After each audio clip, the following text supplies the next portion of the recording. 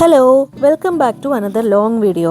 ഇന്ന് ജീവിതത്തിൽ ആദ്യമായിട്ട് ഒരു തെലുഗു വെഡ്ഡിങ് കാണാൻ പോയതിൻ്റെ വിശേഷങ്ങളാണ്, അതും UK-ൽ. ഇതിനു മുൻപ് തെലുഗു സിനിമകളിലൊക്കെ കല്യാണങ്ങളും അതിൻ്റെ സീൻസൊക്കെ കണ്ടിട്ടുണ്ടെന്നല്ലാതെ അവരുടെ കല്യാണത്തിൻ്റെ രീതിയോ അവരുടെ ട്രഡീഷനോ അവരുടെ രീതികളോ ഒന്നും നമുക്ക് ഒട്ടും അറിയാൻ പാടില്ലായിരുന്നു. അതുകൊണ്ട് തന്നെ ആ ഒരു എക്സൈറ്റ്മെൻറ്റിലായിരുന്നു പോയത്. കല്യാണം ആക്ച്വലി വൈകുന്നേരമായിരുന്നു. അതുകൊണ്ട് ഞങ്ങൾക്ക് എല്ലാവർക്കും ഡ്യൂട്ടി ഉണ്ടായിരുന്നു. ഡ്യൂട്ടി എല്ലാം കഴിഞ്ഞിട്ടായിരുന്നു ഞങ്ങൾ പോയത്.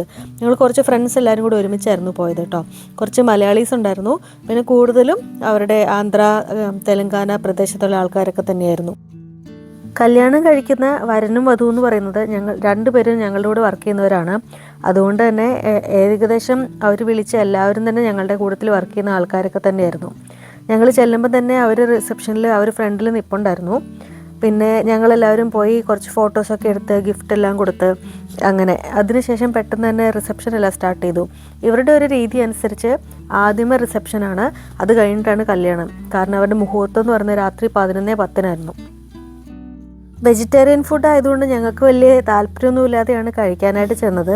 പക്ഷേ കറികളെല്ലാം കഴിച്ചു വന്നപ്പോഴത്തേക്കും അതിനൊക്കെ നല്ല ടേസ്റ്റ് ഉണ്ടായിരുന്നു. ആദ്യമായിട്ടാണ് ഇവരുടെ സ്റ്റൈലിലുള്ള വെജിറ്റേറിയൻ ഫുഡെല്ലാം കഴിക്കുന്നത്. മുളക് കൊണ്ടുള്ളൊരു കറിയും അതുപോലെ ബ്രിഞ്ചാളിൻ്റെ ഒരു കറിയും പിന്നെ കുറേ ഫ്രൈസും കാര്യങ്ങളൊക്കെ ആയിട്ട് പിന്നെ പുലാവും പ്ലെയിൻ റൈസും ഒക്കെ തന്നെയായിരുന്നു.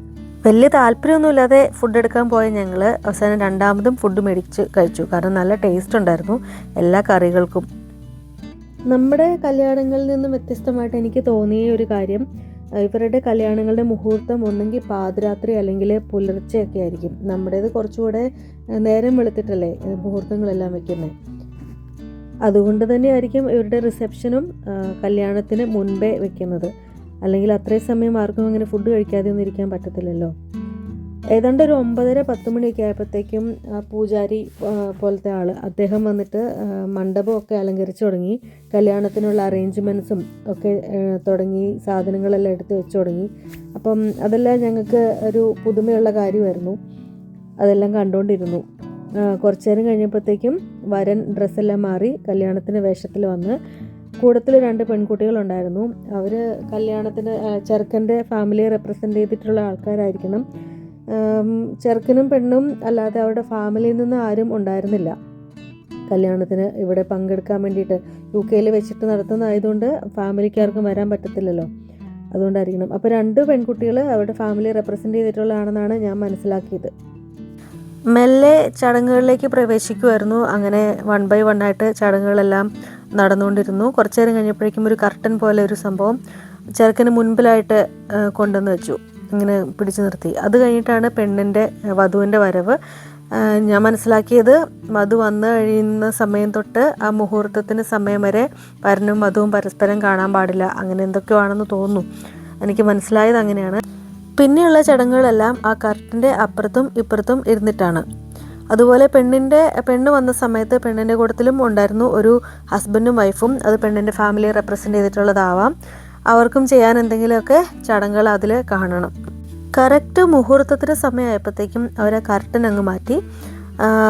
പെണ്ണും ചെറുക്കനും തലയിൽ കൈ വെച്ചുകൊണ്ട് ആണ് പിന്നെ ഇരിക്കേണ്ടത്. ആ സമയം മുതൽ ഇവരെ അനുഗ്രഹിക്കാൻ വേണ്ടിയിട്ട് ആൾക്കാർ വരികയും അതുപോലെ തലയിലേക്ക് അവരുടെ ദേഹത്തേക്ക് പൂക്കളും അരിമണികളും ഒക്കെ വിതറുന്ന ഒരു സമയവുമൊക്കെയാണ്. എല്ലാവരും നല്ല തമാശ രീതിയിലൊക്കെയാണ് ചെയ്തത്. പൂക്കളായാലും അവരുടെ ദേഹത്തേക്ക് എല്ലാം ഇങ്ങനെ അനുഗ്രഹം കൊടുക്കുന്ന രീതിയിൽ. പിന്നെ കണ്ടത് എന്താണെന്ന് വെച്ചാൽ, അവിടെ വന്നിട്ടുള്ള, അതായത് അവരുടെ ചടങ്ങിൽ പങ്കെടുത്ത ഭാര്യ ഭർത്താക്കന്മാരായിട്ടുള്ള ആൾക്കാർ വരനെയും വധുവിനെയും അനുഗ്രഹിക്കാൻ വേണ്ടിയിട്ട് തലയിലേക്ക് പൂക്കളും അതുപോലെ അരിമണികളൊക്കെ വിതറുവാണ്. അത് കഴിഞ്ഞ് പിന്നെ ഞങ്ങളുടെ എല്ലാം കൈകളിൽ കൂടി അവർ അരിമണികളും പൂക്കളും എല്ലാം കൊണ്ടു തന്നു അവിടെ സദസ്സിലിരിക്കുന്ന എല്ലാവർക്കും. എന്നിട്ട് ഞങ്ങളോട് എല്ലാവരോടും അവരെ കൊണ്ടുപോയി അവരുടെ ദേഹത്തേക്ക് എറിയാൻ പറഞ്ഞു. അവരെ അനുഗ്രഹിക്കാൻ വേണ്ടിയിട്ട്, അവർക്ക് ആശംസകളൊക്കെ പറയാൻ വേണ്ടിയിട്ടൊക്കെ. കല്യാണത്തിന് പോയ ഞങ്ങൾക്കിതെല്ലാം പുതിയ കാഴ്ചകളായതുകൊണ്ട് ഞങ്ങളിതെല്ലാം ശരിക്കും ആസ്വദിച്ച് കണ്ടുകൊണ്ടായിരുന്നേ. ഇതെല്ലാം പുതുമയുള്ള കാര്യങ്ങൾ തന്നെയായിരുന്നു. അപ്പം ഞങ്ങൾക്കെല്ലാം കൊണ്ടുവന്ന അരിമണികളും ഒക്കെ തന്നപ്പം ഞങ്ങളിതെല്ലാം നല്ല രസത്തോടെയാണ് ചെയ്തത്. അവരുടെ ദേഹത്തേക്ക് കൊണ്ടുപോയി അരിമണി എറിയലും പിന്നെ പൂക്കളെറിയലും ഒക്കെ നല്ല രസമായിട്ട് ചെയ്തു, നല്ല രസമായിട്ട്. അത് കഴിഞ്ഞിട്ട് പിന്നെ ഞങ്ങളോട് അവർ പറഞ്ഞത് പിന്നെ അനൗൺസ്മെൻറ്റ് ചെയ്തു, സ്റ്റേജിലേക്ക് ഭാര്യ ഭർത്താക്കന്മാരായിട്ടുള്ള ആൾക്കാർ, കപ്പിൾസ് ആയിട്ടുള്ള ആൾക്കാർ സ്റ്റേജിൽ വന്നിട്ട് വരനെ വധുവിനെ അനുഗ്രഹിക്കുക, അവരുടെ തലയിലേക്ക് ഇത് നമ്മൾ ചെയ്ത അതേപോലെ തന്നെ അവരുടെ തലയിലേക്ക് പൂക്കളൊക്കെ എറിയുക എന്നൊക്കെ പറഞ്ഞിട്ട്. അങ്ങനെ ഞങ്ങളുടെ കൂട്ടത്തിൽ പോയ കപ്പിൾസ് എല്ലാവരും 1 by 1 ആയിട്ട് സ്റ്റേജിൽ കയറി വധുവരന്മാരെ അനുഗ്രഹിച്ച് അവരുടെ തലയിൽ ഇങ്ങനെ പൂക്കളും പിന്നെ അരിമണിയും ഒക്കെ വിതറിയിട്ട് പിന്നെ ഒരു ഫോട്ടോയൊക്കെ എടുത്തിട്ട് തിരിച്ചു പോന്നു.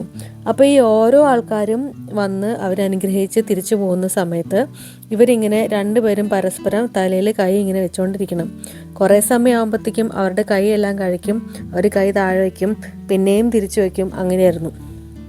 അവരുടെ തലയിൽ ഒരു മാവ് പോലെ എന്തോ ഒരു സാധനം പിടിച്ച് വെച്ചിട്ടുണ്ടായിരുന്നു. അതിൻ്റെ മുകളിലാണ് ഇവർ കൈ വയ്ക്കുന്നത്. അതെന്താണ് സംഭവം എന്നറിയില്ല.